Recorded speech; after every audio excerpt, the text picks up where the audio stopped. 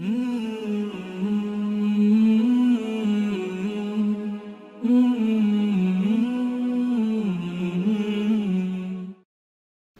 و نصلی علی رسولہ الکریم، اما بعد، بسم اللہ الرحمن الرحیم۔ رؤیت ہلال کا مسئلہ آج کوئی نیا مسئلہ نہیں ہے، سالہ سال سے یہ چلتا آ رہا ہے، اور ایوب خان کے دور میں اس میں زیادہ شدت پیدا ہوئی تھی، تو اس کے بعد سے رؤیت ہلال کمیٹی معرض وجود میں آئی۔ اس کے بعد سے اب تک کافی حد تک یہ مسئلہ اطمینان بخش طریقے سے چل رہا ہے، الحمدللہ۔ اس میں سب سے پہلی بات تو یہ سمجھنے والی ہے کہ یہ مسلمانوں کے لیے اس طرح کے تہوار نہیں ہیں، رمضان مبارک یا عیدین، جس طرح دوسری قوموں اور مذہبوں میں تہوار ہوتے ہیں۔ ان کے ہاں تو تہوار کے موقع پر ہر طرح کی غیر اخلاقی حرکتیں اور بیہودہ حرکتیں کرنا جائز ہیں۔ اس طرح کا تہوار کا تصور ہمارے اسلام میں نہیں ہے۔ اس لیے سب سے پہلی بات تو یہ سمجھنے والی ہے کہ رمضان ہو یا عیدین ہو، یہ اصل میں اللہ کی عبادت اور اللہ کی تکبیر، اللہ کا شکر ادا کرنے کے ایام ہیں۔ اسی لیے اس میں یہ ضروری نہیں ہے کہ پورے عالم اسلام کے مسلمان ایک ہی دن رمضان مبارک کا آغاز کریں، ایک ہی دن عید الفطر منائیں، ایک ہی دن عید الاضحیٰ منائیں، کیونکہ یہ ممکن ہی نہیں ہے، اختلاف مطالع کی وجہ سے۔ کیونکہ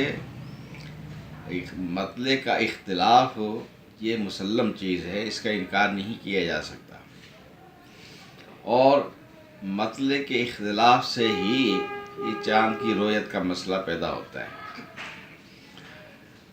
اور مختلف ملکوں میں کئی گھنٹوں کا فرق ہے، 12 گھنٹوں تک کا فرق ہے۔ کسی جگہ اگر ظہر کا وقت ہے تو کسی جگہ مغرب عشاء کا وقت ہے۔ اس طرح ایک پورے عالم اسلام میں ایک ہی دن عید منانا، ایک ہی دن رمضان مبارک کا آغاز کرنا، یہ تقریباً ناممکن ہے۔ تو اس میں یہ وحدت کا تصور، یہ بنیادی طور پر یہ مغالطہ ہے۔ تو جس طرح ہم نمازیں پڑھتے ہیں اپنے اپنے اوقات میں، اس میں وحدت اور یکجہتی کا تصور کیوں نہیں آتا؟ اس لیے کہ وہ اس سے اس کا تعلق ہی نہیں ہے۔ اسی طریقے سے اگر سعودی عرب میں کسی دن عید ہے، ہمارے ہاں اس سے دوسرے دن یا پہلے دن عید ہو جاتی ہے۔ اس طرح دوسرے ملکوں کا حساب ہے، تو اس میں کوئی فرق نہیں پڑتا۔ یہ وحدت کا تصور بالکل غلط ہے۔ اصل یہ وحدت مطلع کا مسئلہ جو ہے نا، ایک ملک کی حد تک تو ممکن ہے، یعنی کسی ایک ملک میں، اس کے کسی بھی شہر میں اگر رؤیت واقعی صحیح طور پر ثابت ہو جاتی ہے شہادتوں کے ذریعے سے یقینی طور پر، تو اس کو پورے ملک میں نافذ کیا جا سکتا ہے۔ اور رؤیت ہلال کمیٹی کا طریقہ کار بھی یہی ہے کہ اگر کسی ملک کے کسی ایک حصے میں بھی چاند کی معتبر شہادت مل جاتی ہے اور ان کو یقین ہو جاتا ہے کہ یہ شہادت، یہ گواہی صحیح ہے، تو وہ اس کی بنیاد پر پورے پاکستان کے لیے فیصلہ کر لیتی ہے، اس میں کوئی حرج نہیں ہے۔ تو باقی رہا رصد اور فلکیات کا علم، تو ظاہر بات ہے کہ وہ صدیوں سے ایک علم چلا آ رہا ہے، اور تجربات سے اس کی بہت حد تک صداقت بھی سامنے آتی رہتی ہے، اگرچہ کبھی کبھی کچھ ان کی پیشینگیاں غلط بھی ہو جاتی ہیں۔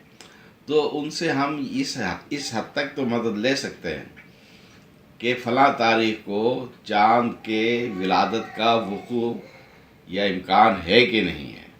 یہ علم رصد و فلکیات کا موضوع ہے، اس سے ہم اس سلسلے میں مدد لے سکتے ہیں، اس سے مدد لینا ناجائز نہیں ہے، لیکن اس کی بنیاد پر پورے سال کا کیلنڈر، بلکہ پورے ہمیشہ کیا دائمی کیلنڈر بنا دینا یہ بالکل ناممکن ہے اور یہ ناجائز ہے.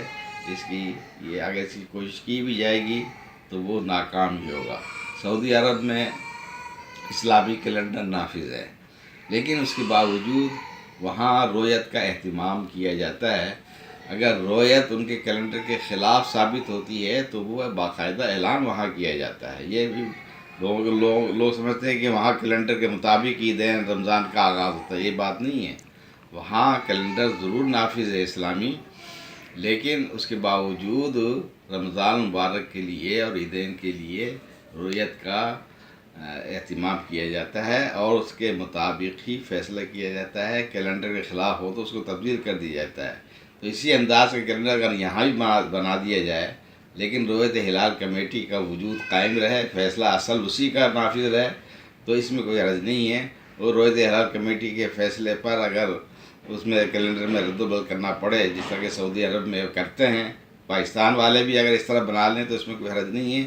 لیکن پاکستانی سارے عوام کو کیلنڈر کا پابند بنا دینا اور رویت ہلال کا سرے سے اہتمام ہی نہیں کرنا اور رویت ہلال کمیٹی سے علماء کو فارغ کر دینا، یہ سراسر ناجائز حرکت ہوگی اور اس کو پاکستان کے عوام قبول نہیں کریں گے. اس سے انتشار کے سوا کوئی فائدہ نہیں ہوگا، اس سے انتشار ہی پھیلے گا. اس لیے اس قسم کی کوششوں کی ہم مذمت کرتے ہیں اور حکومت سے اپیل کرتے ہیں کہ وہ اس مسئلے میں اتنی زیادہ دلچسپی نہ لے اور جس طرح مسئلہ چلا آ رہا ہے اسی طرح اس کو رہنے دے. اس میں مزید جتنی بہتری ہو سکتی ہے اس کے لیے کوشش کریں. اس میں جو سائنسی علوم سے واقفیت رکھنے والے ہیں، جس سے جن کی بنیاد پہ دعویٰ کیا جاتا ہے کہ وہ کیلنڈر بنا سکتے ہیں اس طرح کا، تو ان کو بھی کمیٹی میں شامل کیا جا سکتا ہے، ان کی بھی رائے حاصل کی جا سکتی ہے. یعنی اس کو بہتر سے بہتر بنانے کی جو بھی صورت ہے وہ اختیار کی جا سکتی ہے. لیکن رویت ہلال کمیٹی کے وجود کو بالکل ختم کر دینا اور علماء کو اس سے بالکل فارغ کر دینا اور سارے معاملات دوسرے لوگوں کے سپرد کر دینا، اس سے سوائے انتشار کے کوئی حاصل نہیں ہوگا. وآخر دعوانا الحمدللہ رب العالمین. سبسکرائب کریں اور بیل آئیکن پر کلک کریں تاکہ آپ کو بر وقت ہماری ویڈیوز کا نوٹیفیکیشن مل سکے.